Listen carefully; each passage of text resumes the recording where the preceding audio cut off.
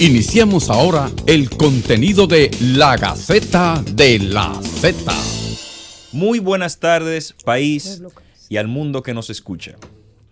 Dice una máxima de la sabiduría popular que el dominicano compra candado después que le roban. Así somos de cautelosos. Edificamos en lo movedizo, nos dormimos a orillas de los ríos, nos encanta estar cerca de lo que puede incendiarse. Nuestra pasión por el peligro implica que haya al menos un ángel que trabaje 2 turnos per cápita. Y así somos felices. Sin embargo, las autoridades no pueden darse ese lujo. A ellas les corresponde pensar en el peligro, diseñar planes, educar y prever emergencias como la explosión en la empresa Poliplast en el sector Villas Agrícolas. La Ley 675 del año 1944 sobre urbanización, ornato público y construcciones regula la zonificación de los sectores. Si la zona donde aconteció la explosión fue declarada industrial, el ayuntamiento, no esta gestión, todas, no debió autorizar ni permitir edificación alguna que exponga a las personas a los riesgos de las actividades que ahí se desarrollan. Y si lo permitió, querido oyente, lo invitamos a mantener la sintonía y a sacar sus propias conclusiones. La Gaceta de la Z. Aquí inicia la Gaceta de la Z, donde la sintonía es legal y legítima. Harold Modesto, aquí, junto al mejor equipo de la Radio Nacional en temas jurídicos, con ustedes. Muy buenas tardes, República Dominicana. Mi nombre es Edison Joel Peña y esta es la Gaceta de la Z. Sin duda alguna, el mejor programa de contenido jurídico social que tiene la República Dominicana, y tiene que ser por aquí, por la Z101, la mejor emisora de este país.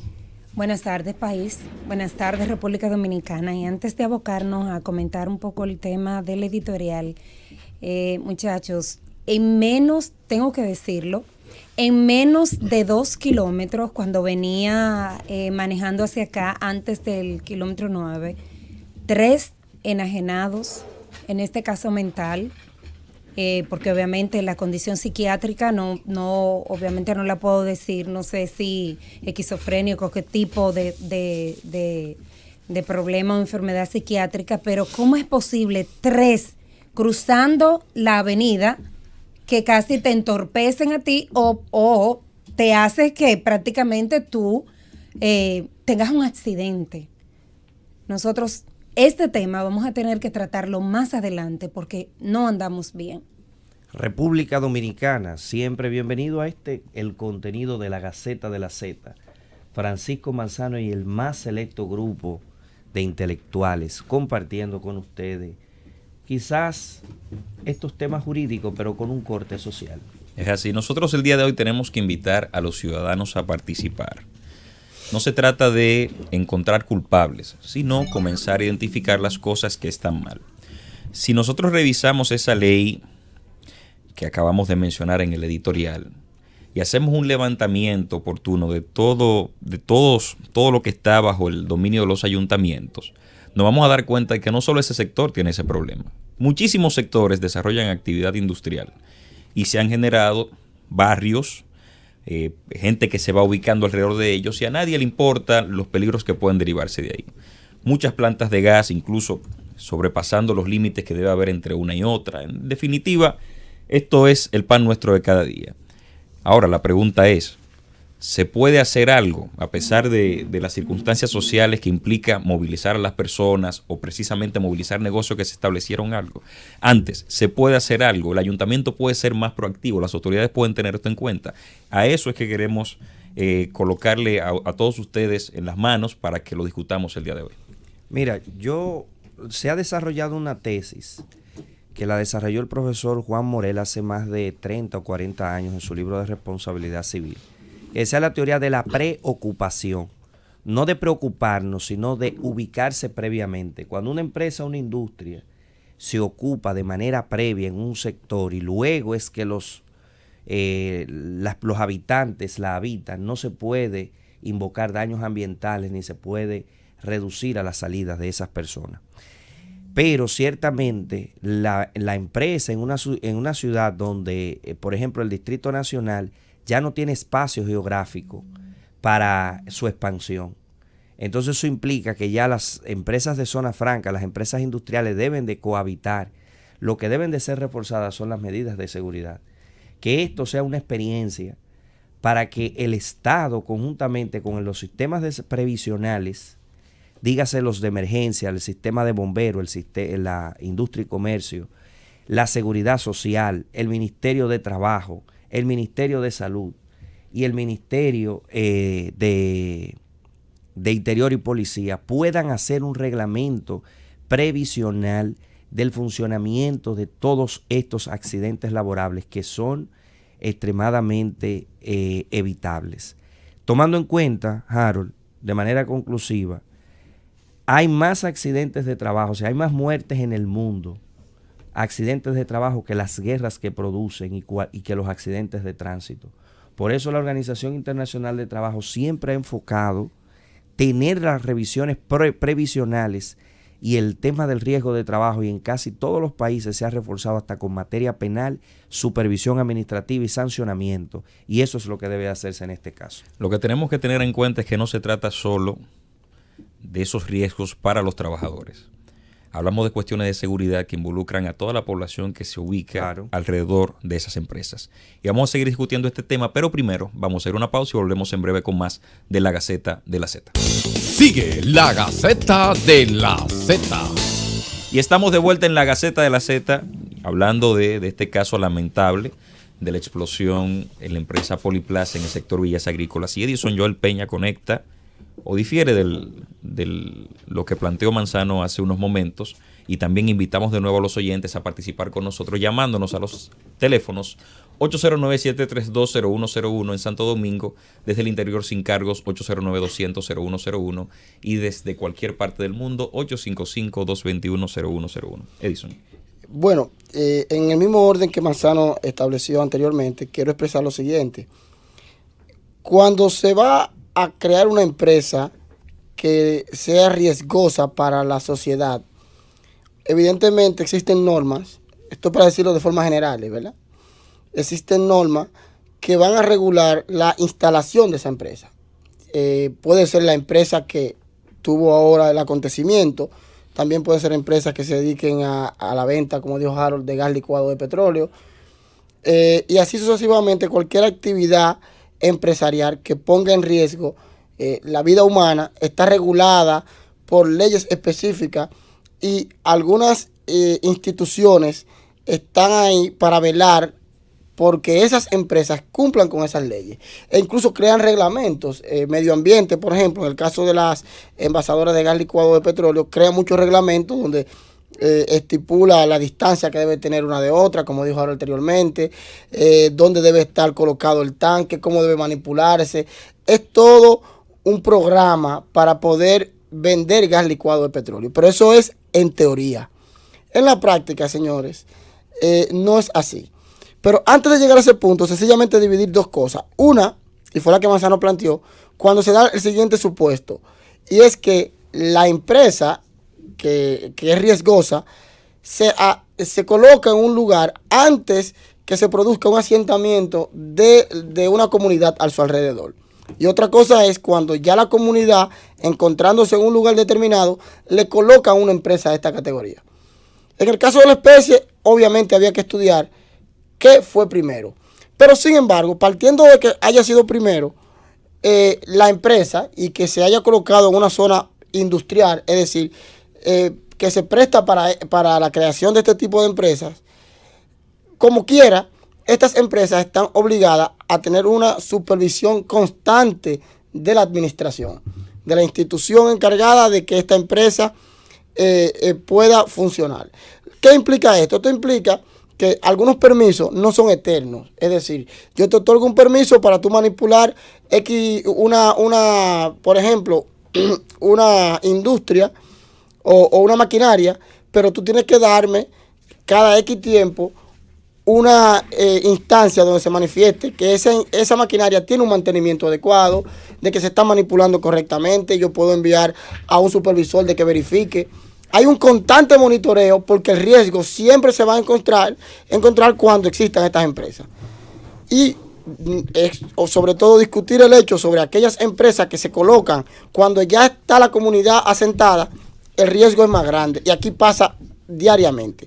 Y sobre todo recae la discusión muchas veces, por ejemplo, en materia de gas licuado de petróleo, en los consejos de regidores, que también están en la obligación como parte del ayuntamiento de verificar si se ha cumplido con todos los requisitos que se imponen para que esta planta determinada pueda expedir gas licuado de petróleo. Ahora, aquí hay que hacer un levantamiento en este país y ver cuántas, porque yo he visto, yo personalmente, plantas de gas próximo a plantas de gasolina, algo que está prohibido. Pero incluso, eso no es todo, está cursando una iniciativa por ahí, se está hablando, se está comentando, que se quieren colocar mixta, es decir, permitir la venta de gas licuado de petróleo en las mismas estaciones de gasolina. Eso se está escuchando.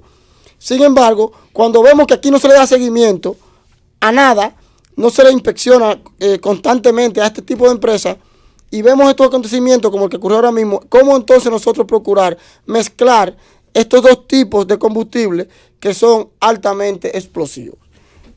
Por el momento, este es mi comentario y yo estoy de acuerdo, como dice Manzano, que algunas cosas hay que regularlas, pero estoy de acuerdo que las instituciones le den seguimiento constante a estas empresas. Bueno, Doris ahora tiene el turno, tiene el bate en las manos, pero antes, Doris, vamos a escuchar una llamada de nuestros oyentes. El pueblo es el que manda. Claro que sí. La Gaceta de la Z, ¿quién y de dónde nos llama?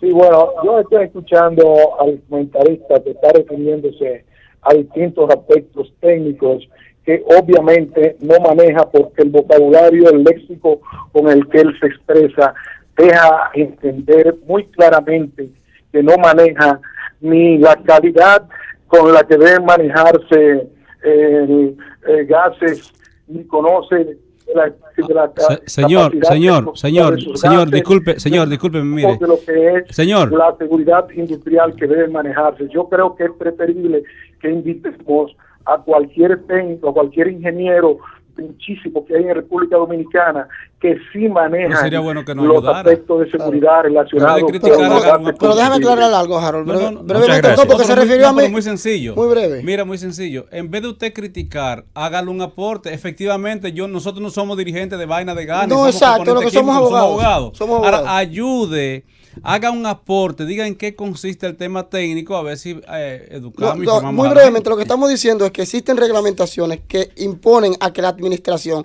le dé un seguimiento constante de que ciertamente se esté cumpliendo, porque los permisos no son eternos. Yo no te doy un permiso para que tú explotes gas sin yo verificar de que constantemente tú estés cumpliendo con la reglamentación.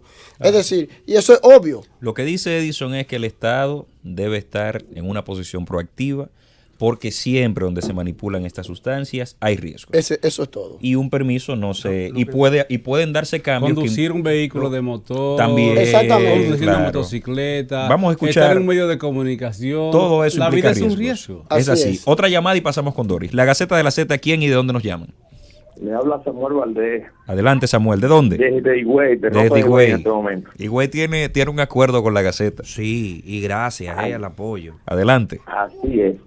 Bueno, para mí, yo creo que realmente es como dice Wally Tavera, que son sujetos esas empresas a una revisión cada 5 años, dijo Wally Tavera, sí. Que el permiso se da solamente por 5 años, que cada 5 años hay que revisarla, porque es posible que haya personas que se muden y entonces no pueden estarlo ahí, o sea, no puede haber una escuela al lado de una envasadora. Ejemplo, aquí en Higüey es increíble, hay varias estaciones de combustible, incluyendo gas propano, que están al lado de barrios y hasta de escuelas. Realmente yo creo que la autoridad deben de actuar antes de aquí en Higüey. Pase buena tarde. Muchas gracias. Ahí la opinión de nuestro oyente, Doris. Mira, yo creo que Edison, a lo que se refiere precisamente, no le vi la parte técnica así como de un ingeniero o algo así por el estilo, sino más bien lo que cualquier ciudadano o nosotros que manejamos asuntos de leyes entendemos que debe ser así. Independientemente y aunando todos los comentarios que ustedes se han hecho en esta tarde, exista o no la posibilidad de que la zona fuera declarada industrial en el año que fuera, eso no quita, independientemente de que la empresa o el que manejaba, en este caso, ya sea en el pase o en el trasiego del gas, porque obviamente había una compañía que administraba el gas que estaba recibiendo y la otra compañía que obviamente era la receptora en ese momento del gas. Entonces, sí, lo más importante aquí es determinar ya si los protocolos se cumplieron, si habían esos protocolos de normativas legales y funcionales también, porque ya independientemente de que la zona sea industrial, que va a tener una responsabilidad, obviamente aquí, desde la que dan los permisos, la que revisan los permisos, desde todos. Porque si tú me dices a mí que de repente, no, mira, esa zona no debió construirse ahí porque esa zona era industrial. ¿En qué año? Si la industria ahí tenía 66 años, como dicen algunos, es probable que nosotros conozcamos personas de villas agrícolas, que son uno, me imagino que de los primeros sectores del distrito, que tengan hasta 100 y pico de años. Entonces eso habría que determinar, pero ya el asunto no es determinar en principio la culpabilidad de uno o de otro, es la situación que deja y el post que deja. Y uno de los puntos más, diríamos en este caso, que llama más poderosamente la atención, es si se está cumpliendo de verdad con un protocolo de salud mental. Ya el físico obviamente que los heridos los tienen, pero un protocolo de salud mental para las personas, los familiares. Y creo que hay una llamada. Bueno, terminando ya, ver cómo sucedió esto de que las personas, en vez de recibir este apoyo emocional por parte de todas las autoridades, por parte de todos nosotros, los ciudadanos, por parte de diferentes instituciones, se le dio este trato a estos familiares de lanzar bombas lacrimógenas cuando ellos lo que realmente es que muestran la desesperación por saber alguna información de sus familiares en este sentido. O sea, hay que verlo todas las aristas. Pero ya la más importante es precisamente el seguimiento. Si no hubo protocolo para cuidarlos, por lo menos que haya ahora protocolo realmente para darle el mantenimiento emocional que necesitan, no solo el país, obviamente que los principales afectados que son esas familias, don Cándido. Nada, buenas tardes. Mira, yo soy de los que cree que es mejor encender una vela que maldecir la oscuridad. Hasta que llevé un proceso representando a Credigas, que es una empresa asociada con Nativa. Nativa es un negocio y estoy mencionando el nombre porque es un referente. Es un negocio, un consorcio que se administra, que produce, que vende, distribuye el combustibles, fundamentalmente gasoil y gasolina. En tanto que Credigas distribuye el tema de gas licuado de petróleo. Generalmente están en el mismo entorno, ambas empresas. Y tú sabes que eso no es incompatible. Por eso las autoridades lo autorizan. Mucha gente creerá, y eso lo aprendí por un proceso en que llevé, no porque yo sea técnico en eso. Tú sabías, mucha gente creerá, y esa es una discusión que se generó recientemente, que el hecho de que se instaure una estación de combustible, de gas, el licuado de petróleo, próximo a una estación de venta de gasoil y de gasolina, sobre todo de gasolina, que eso es incompatible y no lo es. Hay una discusión sobre eso. Químicamente no lo es, por eso lo autorizan. El otro componente es que yo me enteré hasta ese proceso, porque tuve que consultar técnicos en San Cristóbal, un proceso que llevamos ahí, y tuve que consultar técnicos que saben de eso, de que el mal olor del gas no es contaminante, que eso en realidad se hace, es un componente químico que le incluyen para advertir si hay un escape. O sea, es un mecanismo de seguridad, no de contaminación. Sin embargo, la mayoría de la gente asume que es un mecanismo de contaminación, porque el gas es inoloro, es incoloro, no se ve. Ahora, lo que debe aprovecharse en este momento es para que difundan la información de qué debemos hacer los ciudadanos cuando estemos en una estación de combustible y se advierta un escape. Por ejemplo, el tema de los celulares. En vez de esa joven estar subiendo imágenes del celular, la que aparece, después dicen que murió, imágenes de celular con un escape de gas, eso es un componente que, como consecuencia de que la imagen del celular funciona por frecuencias radioeléctricas, puede ser una detonante para que estalle porque el gas circula en el aire. Eso nosotros no lo sabemos posiblemente y sin posiblemente, por eso ella subía imágenes de video. Estaba tomando imágenes de video y subiéndolas, desconociendo que eso era un componente de muerte. Eso lo sabemos. Nosotros sabemos cuando vamos a echar gasolina, debemos desactivar el celular. La razón es muy sencilla. Te hago una pregunta o suelto una información. ¿Quiénes de nosotros sabemos en qué consiste el protocolo de seguridad? Bueno, ahora vamos a imaginarnos cosas. Lo que tiene que hacer el Estado a partir de esta situación son dos cosas. Número uno, difundir la información de en qué consisten los protocolos para que la gente, los ciudadanos, los empleados, los trabajadores, tomen medidas y eviten que estas cosas sucedan. Y otra cosa, señores, pero ¿cómo es posible que ustedes los abogados, muy específicamente un protagonista de Santiago, suba imágenes ofreciendo sus servicios gratis para después negociar con la desgracia de esa gente? Llévatelo, Marianita. Sigue la Gaceta de la Z. Estamos de vuelta en la Gaceta de la Z, luego del contundente comentario de don Cándido Simón. Es hora de pasar la página y siempre hemos dicho es que no nos da el tiempo. No nos da el tiempo y ahora podemos hacerlo hasta las 7 hoy. Tenemos que, don Cándido, bienvenido, atención. Tenemos que analizar, porque el tema se puso en el tapete, pero después de una decisión del gobierno de no suscribir el Pacto Mundial, llámese para la migración segura, ordenada y regular, no se ha tratado el tema de la mejor manera. Se disipó entre los que estaban de acuerdo y los que estaban en desacuerdo, y creímos en la Gaceta que era oportuno traer a un experto en estos temas, que es el licenciado Juan Miguel Castillo Roldán, que está con nosotros, para que primero hablemos del pacto, en qué consiste, el contexto en el que se da, y en segundo lugar podamos entonces fijar las posiciones por las que efectivamente el pacto no le convenía a la República Dominicana. Bienvenido, Juan Miguel Castillo Roldán. Gracias, Harold. Pues explicar a la audiencia que el Pacto Mundial para las Migraciones, un documento de fecha 30 de julio de este año, se origina en la Declaración de Nueva York, que es preparada como un documento final de la Asamblea General de Naciones Unidas en el año 2016, en el cual convergen más de 190 países para discutir aspectos de migración internacional y gestión de los flujos migratorios con fines a humanizar en cierta forma las políticas migratorias y buscar mejores condiciones en las que se desarrollan las regulaciones de entrada y salida de extranjeros con los fines de que se salvaguarden los derechos fundamentales de las personas.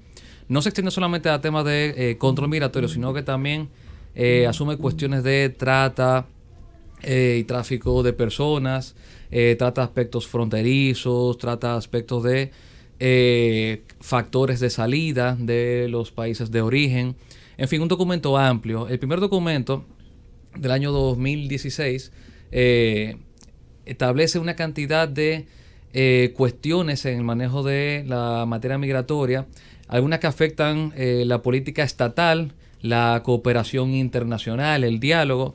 Y en fin, es un documento que es un hito para el derecho internacional porque es de las primeras veces que en el marco de un diálogo, una negociación multilateral, se pone como tema principal el manejo de las migraciones internacionales, cuestiones que, de acuerdo al derecho internacional, tradicionalmente, históricamente, se han concebido como un desprendimiento natural del ejercicio de la potestad soberana de un Estado independiente. Y ese control de fronteras, control del territorio, pues siempre había sido parte de la política exclusiva de los Estados, como llaman también la doctrina competencia exclusiva. Y últimamente, pues en el marco de la globalización, de la liberalización de las economías, los últimos 10 años, pues en algunos tratados se han insertado aspectos de movilidad de personas. Por ejemplo, un ejemplo en materia de liberalización de la economía, podemos hablar de la OMC, la Organización Mundial del Comercio, en cuyo contenido encuentran, por ejemplo, el Acuerdo General de Comercio de Servicios, el GATS, que incluso en ese acuerdo, que es de carácter comercial, multilateral, ratificado por el Estado Dominicano y un documento vinculante multilateral de la OMC, establece el derecho de desplazamiento de las personas, pero incluso en el marco de ese desplazamiento de personas como factores productivos, prestatarios de servicios, prestadores de servicios, mano de obra, haciendo énfasis en que los estados no pueden, como mecanismo de frenar la liberalización y de incumplir aspectos de acuerdos internacionales en materia de liberalización de ese comercio, no podían supeditar el ejercicio de esas facilidades o liberalizaciones en cuestiones migratorias si era una medida encubierta de proteccionismo. Y sin embargo, en ese mismo artículo establecen del GATS que los estados mantienen soberanamente su derecho de regular las condiciones de permanencia de todos los extranjeros. O sea que si buscamos todos los ejemplos de la Convención Americana de Derechos Humanos, Pacto Internacional de Derechos Civiles y Políticos y jurisprudencia internacional, pues tradicionalmente se ha dejado como parte de los estados esa política migratoria que ha tenido ciertas matizaciones, por ejemplo, en el contexto de la integración regional, como el caso de la Unión Europea, que establece el derecho de libre circulación y establecimiento de los ciudadanos de los estados de la Unión Europea. Y bueno, en fin, eso era algo, es un hito, pero era algo un poco previsible, de que en algún momento la comunidad internacional dijera, vamos a ver si es posible negociar condiciones comunes de cooperación internacional que puedan beneficiar de la mejor manera posible las migraciones internacionales. Ese era el objetivo del documento. Para eso se supone que son las reuniones. Y ya, evidentemente, su contenido, que es muy amplio, que toca tantos aspectos humanos, sociales, económicos, culturales, incluso hasta libertad de expresión, porque el tema del discurso de odio está presente en ambos documentos, en la Declaración de Nueva York y en el Pacto. En fin, tiene muchos ángulos del cual se puede analizar el documento. Y bueno, tiene algunos defectos también, que son la razón por la que países como el nuestro no lo va a firmar, por la que Estados Unidos no lo ha firmado. O sea que podemos analizar también esos defectos. Justamente ahí, así es, si bien es cierto que el país se abocó a no firmar este pacto y que el canciller precisamente ayer se refiriera a que no hay ningún tipo de consecuencia en que no los hayamos firmado. Sin embargo, este convenio, este pacto que realmente ha sido firmado por 2/3 de todos los países, ha traído la controversia precisamente porque algunos de esos países, de los que, aunque poco, pero con mucho peso. Sí. Aquí viene la pregunta, ¿cuál sería entonces esa consecuencia que de hecho se van a abocar esos países que precisamente ya han firmado y que van a firmar? O más bien van a firmar ahora cuando ya se establezca 10 u 11, que son los días previstos para que se firme, pero que ya han dicho que sí, que lo van a firmar. ¿Cuál sería entonces la consecuencia de ellos? Y si eso afectaría en alguna manera a aquellos países fronterizos a ellos mismos, pero que no lo firmaron o que no lo van a firmar. Mira, la respuesta jurídica inmediata es que el documento desde un principio se estableció que no era vinculante. Y como el documento no es vinculante, firmarlo en sentido de imposición de obligación al Estado en esa materia, pues no tiene ninguna consecuencia. No firmarlo, en igual medida, tampoco tiene ninguna consecuencia. Evidentemente, el Estado que lo firma, el convenio, que lo suscribe, pues si en su práctica administrativa de control de flujo migratorio, pues adopta las consecuencias de sus disposiciones, como por ejemplo en materia laboral, sobre contratación equitativa, por ejemplo, puede ser, o en materia de extensión de los efectos del principio de no devolución, aplicable tradicionalmente a los refugiados, que dice la declaración que ahora también puede aplicar a los migrantes normales. En fin, aplicaría a todos los migrantes de todo tipo porque el pacto no hace ningún tipo de separación en cuanto a cierto tipo de migrantes. O sea, que un Estado que lo asume, el compromiso, lo asume con respecto a todos los inmigrantes de todas nacionalidades. Ahí el tema de la reciprocidad tiene poca importancia porque de qué vamos a hablar tanto de derechos humanos e igualdad y dignidad a todas las personas sin discriminación si al final vamos a particularizar de que a ese no se van a respetar ciertas garantías o derechos humanos porque ese viene de un país que no firmó el pacto. O sea que, francamente, eso va a afectar a los países, primero, que lo firmen, segundo, que lo implementen, porque, insisto, no es vinculante. Ahora, el carácter vinculante, aunque lo establece... Eso de que no es vinculante significa que no es obligatorio su cumplimiento. Realmente, que es moralmente obligatorio. Lo que pasa es que... Moralmente obligatorio, pero jurídicamente no. No, jurídicamente no, porque como no es vinculante, no se supone que pasa por un proceso de ratificación por el Congreso Nacional. Se tendría, en términos... a nivel de comparación, en términos jurídicos, tiene el mismo valor que la Declaración Universal de Derechos Humanos. La declaración no pasó por el Congreso, no pasa por un proceso de ratificación y hay muchísima doctrina que aborda sobre cuál es el valor jurídico que tiene la declaración. Un valor jurídico referencial, sirve como plataforma de diálogos, de salvaguarda de derechos humanos. Mucha normativa estatal cita la declaración. Claro. Y eso está muy correcto, pero la pregunta al final, en términos de... No, y algunos tratados que sí son vinculantes adoptan conceptos de la declaración. Así es, eso es correcto. Por ejemplo, el derecho de libre circulación, libre tránsito, que usted lo ven presente en la convención y en el pacto que yo mencioné ahorita, también aparece en la declaración. Obviamente, la declaración, como un marco mucho más general, hay ciertas limitaciones importantes que no tiene, que sí tienen el pacto y la convención. Por ejemplo, que supedita el ejercicio de la libre circulación a la legalidad. La Declaración Universal de Derechos Humanos no hace ese condicionamiento. Usted, para tener derecho para circular libremente en un territorio, tiene que ser de conformidad con la ley. Y nosotros vamos a ir a una pausa, interesantísimo. Que claro, creo que por fin tengo claro el tema del pacto y sé que muchos de nuestros oyentes también. Así que vamos a ir a una pausa y en breve volvemos con más de la Gaceta de la Z. Sigue la Gaceta de la Z. De regreso en la Gaceta de la Z. Recordando a nuestros oyentes que pueden participar, sobre todo en esta parte en la que discutimos por qué a República Dominicana no le convenía firmar el pacto. Juan Miguel Castillo Roldán. Sí. Así. Sí. Sí, no diga el otro. Yo una vez dije en esta misma emisora que la razón por la cual dentro del contexto de los vinchos había puntos de vista diferentes, porque en esa familia, los Castillos, porque en esa familia existe la democracia. Yo siento un discurso distinto del tuyo, Juan Miguel Castillo. No somos Pantaleón, mi familia. hermano. ¿No son parientes? No, señor. Pensé que era tu papá. Tampoco. Juan Miguel Castillo. No, Juan Miguel Castillo Pantaleón. Castillo Pantaleón y mi papá. Mira que tuvo excelente intervención. Pero la familia de Vincho y... No, pero lo hice como referente porque Sí. yo te leí. Me lo dice mucho, somos familia. Mira, pero no, yo te leí y de gusto tu libro. Y leí a Juan Miguel Castillo Pantaleón que casi nunca coincidimos.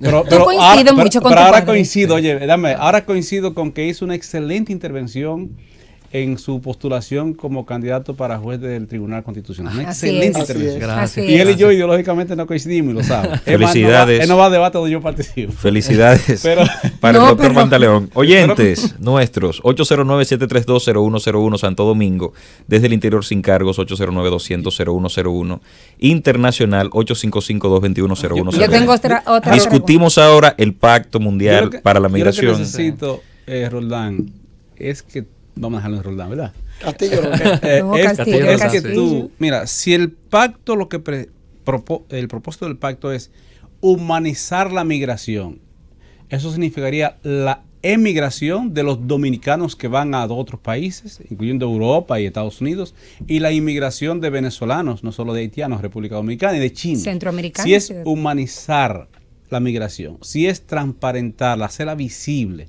y regularla, establecer normas generales como especie de guía, ¿qué es lo malo que tiene?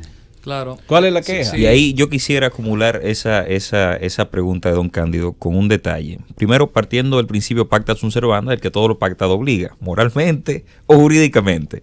Pero también un detallito de nuestra Constitución, y se crea en el pacto este derecho humano a migrar, ¿no? Es como así, como que está más o menos en el texto. Y dice que tienen jerarquía constitucional y son de aplicación directa e inmediata por los tribunales y demás órganos del Estado los tratados, pactos o convenciones de derechos humanos suscritos y ratificados por el Estado Dominicano.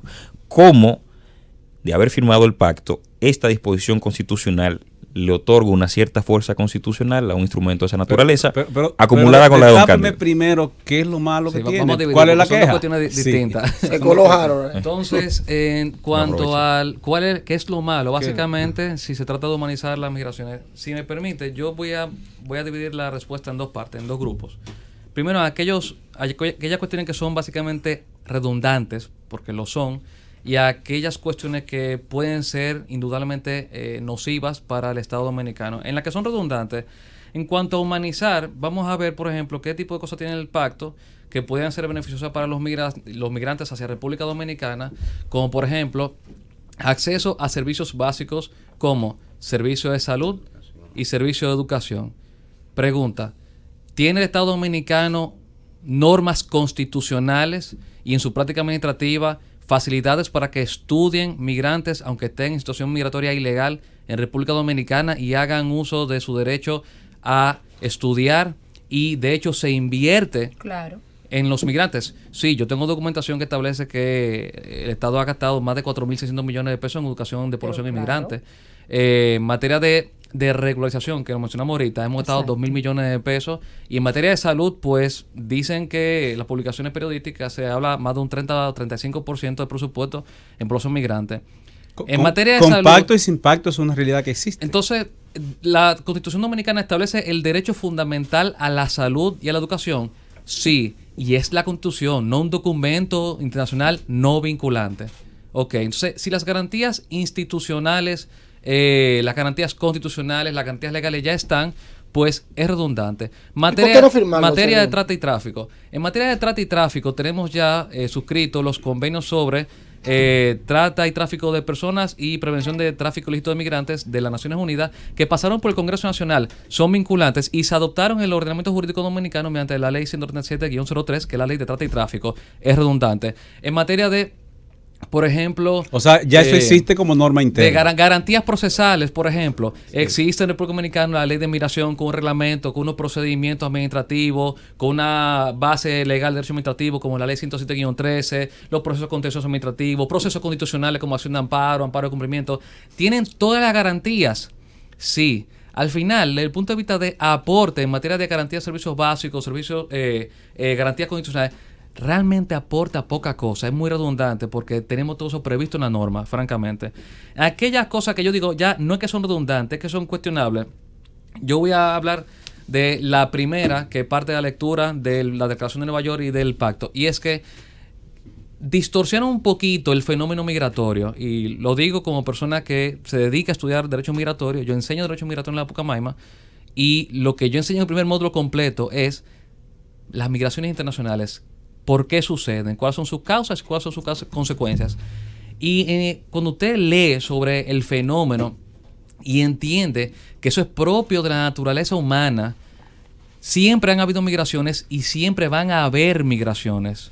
Ahora, usted como Estado, usted tiene una potestad para regularla, pero usted la regula bajo una esfera de protección de derechos humanos de todas las personas, debido proceso, dignidad de personas, pero sin que eso implique renunciar a su potestad estatal. Sin embargo, las migraciones no son todas buenas, ni son todas malas. Las migraciones son lo que son. La migración descontrolada, irregular, indocumentada, de baja calificación educativa, sin calificación laboral, sin solvencia económica, con antecedentes penales, es migración desventajosa que ningún país desea y que de hecho produce efectos sumamente nocivos en las economías de destino. La migración, que tecnifica, que es productiva, documentada y solvente, sin antecedentes, lo que hace es crear puestos de empleo, tecnificar, elevar la producción. En general, esa es la migración que tenemos y toda flexibilidad tiene que ir para allá. En el caso de los migrantes ilegales, usted tiene como política de Estado que prevenir la migración ilegal.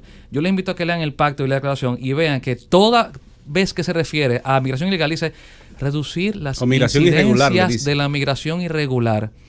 Reducir las incidencias. No, hermano. Claro. Usted está distorsionando el deber ser. Usted debe prevenir la migración ilegal. Usted no puede renunciar a ese control de la migración en los puntos fronterizos. Si escuchamos una llamada.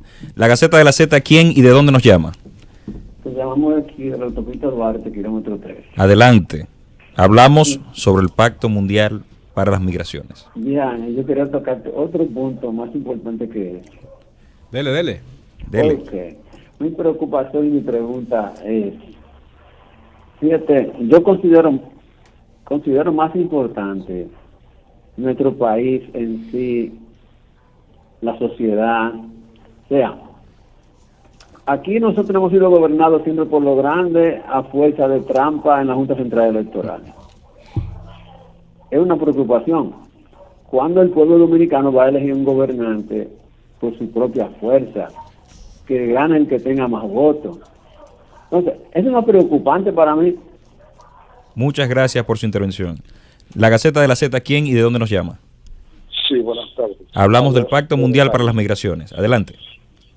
Yo lo que quisiera es ver que las autoridades elegidas para trabajar, cada una haga su trabajo en el lugar donde tiene que hacerlo.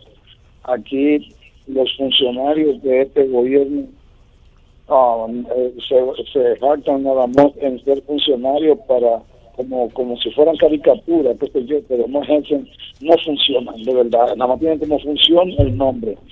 El Departamento de Inmigración yo creo que debe ponerse la pila y ponerse los pantalones de hacer lo que tiene que hacer para regular a los ilegales que están aquí. Le está hablando una persona que vivió ilegal fuera de este país.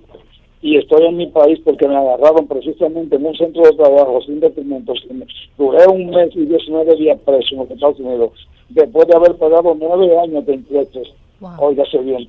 Y me deportaron. Yo estoy deportado aquí, ya voy para 10 años que estoy deportado en República Dominicana. Porque allí las autoridades trabajan, hacen lo que tienen que hacer. Aquí no, aquí nosotros nos estamos quedando sin trabajo los dominicanos, regularmente, porque las manos extranjeras regularmente irregulares, ilegales, nos los están tumbando el trabajo, y eso usted lo puede ver en cualquier centro que usted vaya a buscar trabajo. Usted se va a encontrar con que hay una cantidad de señores extranjeros que nos están dejando sin trabajo. Muchas gracias. La Gaceta de la Z, ¿quién y de dónde nos llama? Bien, buenas tardes. Desde Bonao, Rubén Luna les habla. Adelante desde Bonao. Mi hermano, bastante lindo programa, muy hermoso programa, muy buena educación. Pero les voy a ser sincero, ¿para qué cuando hay personas tan preparadas como ustedes, envolviendo el pueblo, estos políticos, con estos haitianos? Señores, aquí estoy trabajando en migración, aquí no hay migración trabajando. Y entonces dice el gobierno que son opositores, no opositores, son dominicanos que nos duele el país está cayendo muerto. Muchas gracias. La Gaceta de la Z, ¿quién y de dónde nos llama? Esta última llamada del pueblo. Bueno, Leonel de los Ríos, quiero hacer una pregunta, que si el pacto no era vinculante, si no tenía gran importancia, ¿cuál era el interés de firmarlo? Y no creo en nada que venga de la ONU, siempre tienen un caramelo envenenado. Gracias. Muy amable, muchas gracias. Bueno, hay algunas inquietudes del pueblo llano que está escuchando la Gaceta. A ver, en cuanto a por qué se quería firmar, yo dije al principio del programa que era previsible que en algún momento esa discusión se hiciera. La tendencia mundial es a establecer mecanismos de cooperación internacional y de diálogo pacífico para enfrentar fenómenos transnacionales como la trata, el tráfico, la migración ilegal. En cuanto al trabajo, yo insisto, parte de los problemas del pacto, yo apoyo plenamente que el pacto no se haya firmado. Lo que pasa es que yo, como técnico en la materia, yo antes de asumir una postura de opinión, porque tengo mi opinión, yo establezco las cosas como son, lo que dice el pacto, lo que es y lo que no es, y eso fue lo que yo dije al principio del programa. Ahora, yo apoyo que no se haya firmado el pacto porque tiene aspectos sumamente nocivos para la soberanía dominicana y para la capacidad de responder del Estado dominicano frente a la presión migratoria que recibimos. Entonces, en materia laboral, por ejemplo, qué bueno que lo menciona. La Constitución Dominicana establece en el artículo 62 sobre derecho fundamental al trabajo un concepto de nacionalización del trabajo que se delega en la ley, en el Código de Trabajo, el cual establece entre los artículos 135 y 145 del mismo código que toda composición laboral de cada empresa deberá ser 80% mano de obra dominicana y 20% mano de obra extranjera, incluso con una consecuencia en la forma de determinación de los contratos de trabajo. Dicho eso, la obligación de todo Estado es gobernar para sus ciudadanos. Todo régimen de garantía de una estabilidad y sostenibilidad tiene que ser gobernando para los ciudadanos que eligen sus gobiernos. Cuando usted firma un pacto que establece, aunque no sea vinculante, el derecho de acceso equitativo al trabajo, usted equivale a borrar esa parte de la Constitución y borrar el Código de Trabajo en lo que tiene que ver con nacionalización del trabajo. La migración ilegal en general provoca muchísimas consecuencias de estado de destino, y yo voy a mencionar algunas que no voy a desarrollar por el tiempo. Afecta, por ejemplo, los niveles salariales. Puede provocar sustitución en puestos de trabajo sujetos a competencia, como llaman la doctrina americana, los competing workers. Crea también problemas de atraso. Mano de obra calificada. Exacto. Mano de obra con baja calificación no tecnifica. Cuando usted permite que la persona, las empresas, en vez de hacer un proceso de innovación en la productividad, con maquinaria, con conocimiento, traer el know-how de países más avanzados, le es más fácil contratar mano de obra ilegal, violar la ley, pagarles de forma informal por debajo de la escala salarial, y una vez están terminados, pues sin ningún tipo de consecuencia que debía tenerla, como que la tiene legalmente, que es la sanción contra esa empresa, pues termina el contrato de trabajo y a veces ni le pagan prestaciones laborales. La cantidad de distorsiones que se crean por la migración ilegal y su contratación, con un régimen de impunidad como tenemos aquí, por aquí deberían haberse sancionado. Hace años debieron empezar las sanciones contra empresarios que contrataban ilegales, y eso está en la ley de migración del año 2004. Ese tipo de cosas, el pacto no lo resuelve. De hecho, establece la garantía de los extranjeros migrantes a acceso equitativo al trabajo, garantía de acceso a servicios básicos sin limitación a los servicios que garantizan derechos fundamentales que son esenciales. Es decir, no basta pero con para los acceso a irregulares educación. o para los regulares. Para los migrantes regulares o irregulares. Titiri mundati. No hace ninguna distinción, lamentablemente. Pero eso no está mal, ¿o sí? A ver, significa que si usted en toda política de Estado, usted va a permitir que toda persona migrante, ilegal o legal, pueda hacer uso de todos los servicios del Estado sin limitarse solamente a un hospital, por ejemplo, o a inscribirse en el colegio. Eso aplica incluso hasta programas de asistencia social. Estamos hablando de derechos fundamentales, creo. Todo. No, es que es todo. Servicios básicos, un concepto demasiado amplio. En derecho administrativo hablamos de servicios públicos generalmente porque hay conceptos que manda la Constitución en el 147 de la Carta Magna, que son aspectos de servicios de interés general declarados por ley, y generalmente hay una conexión muy cercana con ciertos derechos fundamentales, empezando por la vida y la salud. Pero servicios básicos en sentido más general aplica básicamente a todo. Es transporte, es seguridad social, seguridad ciudadana, implica derecho a la vivienda, que lamentablemente, aunque el derecho a la vivienda es una innovación de la Carta Magna, lo cierto es que yo he observado que lamentablemente se ha prestado para la legitimación constitucional del asistencialismo social, una cosa que lo que hace es perpetuar el Estado asistencialista y que mantiene en pobreza al Estado dominicano, lamentablemente. Doctor, una de las controversias precisamente es salida de algunos países que también están apoyando el pacto, y es el caso de Alemania, con la señora Merkel, que todos sabemos que está de acuerdo con este sentido.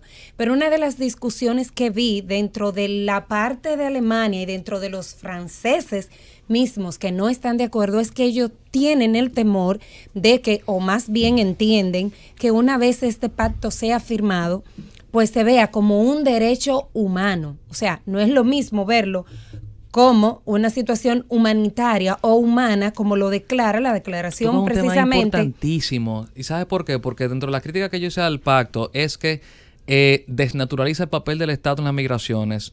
El Estado tiene migración, regula, protege derechos humanos en el ejercicio de ese control que es discrecional del Estado. Usted detiene, deporta, no admite o expulsa, lo que es más no normativa. Y usted protege su frontera y usted tiene que impedir que entren migrantes ilegales. ¿Y el Estado dominicano? Ahora, dicho eso, según el pacto y la declaración, el Estado asume un papel de gestionar las migraciones, de asumir el manejo de la migración y básicamente transformar el papel de un Estado regulador hacia un Estado de fomento de las migraciones. Ahí el detalle. Y de hecho me preocupa mucho que el pacto se refiere más que nada en incidencia en los países de destino. Sin embargo, se refiere muy poco, especialmente en la declaración de Nueva York. Eso da pena, francamente da pena, a los factores de empuje. En migración internacional, la doctrina clásica divide las causas de migraciones en en un esquema bipartito. Tú tienes pull factors, factores de atracción y factores de empuje. Factores de empuje son todas esas situaciones o países de salida que generan migración. Tradicionalmente ya existe casi un consenso en la doctrina de que las normativas no reducen las migraciones, lo que hace que la desvían hacia migración más ilegal. Medidas legislativas por sí solas no reducen las migraciones, el control físico por sí solo como un muro no necesariamente la reduce. Lo que más coopera con el fenómeno migratorio es la cooperación en los países de salida, en los países de origen. Cuando usted promueve la cooperación para el desarrollo sostenible de esa nación, la gente no tiene necesidad de migrar y eso es lo ideal. Eso lo mejora un poquito su redacción, responsablemente digo, el pacto. El problema es que de los dos documentos, digo en confianza, la Declaración de Nueva York es lo que está peor redactado, porque incluso establece una igualdad de derecho y de estatus de los refugiados, de los migrantes, y eso es peligrosísimo. Eso no es lo mismo. ¿Qué pasa? El pacto, cuando arranca su redacción, establece que se reafirma todo el contenido de la Declaración de Nueva York, incluso con sus muy severos de perfecto jurídico. Mira, para irnos para el cierre, Harold, déjame soltarle esta breve y puntual.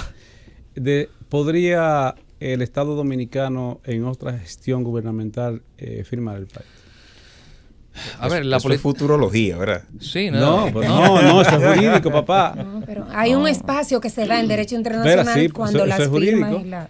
Vamos a agotar esa respuesta en 30 segundos porque se nos acabó el tiempo. No, yo realmente no lo sé. Yo no tengo manera de saber eso. Que yo sí le invito a las personas que se reflexionen sobre esto que voy a decir y al gobierno.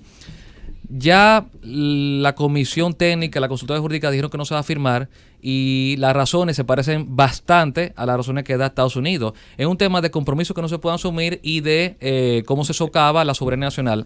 Dicho eso, yo invito al gobierno que lea el pacto y aquellas cosas que son innovadoras, útiles e importantes, las adopte como un intercambio de información. Excelente. Es una parte esencial de la gestión migratoria efectiva. El intercambio de información es tan importante que usted, si no identifica adecuadamente a la población, usted no puede ni siquiera ejercer la medida de deportación. Pudieron firmarlo haciendo reservas de lo que no le agradaba. Punto. Cumplir el plan de regularización. Se nos acabó el tiempo. Gracias al licenciado Juan Miguel Castillo Roldán por habernos acompañado. No sin antes decirles que en nuestra encuesta en el Twitter de la Gaceta de la Z, @ la Gaceta de la Z, síganlo. Quisimos que los seguidores de nuestra cuenta nos dijeran si estaban de acuerdo o no con la firma del pacto. Y con 577 votos, el 93% dijo que no, sobre el 7% que dijo que sí. Así que será hasta un próximo sábado de la Gaceta de la Z. Nos vemos en esta próxima semana. La Gaceta de la Z.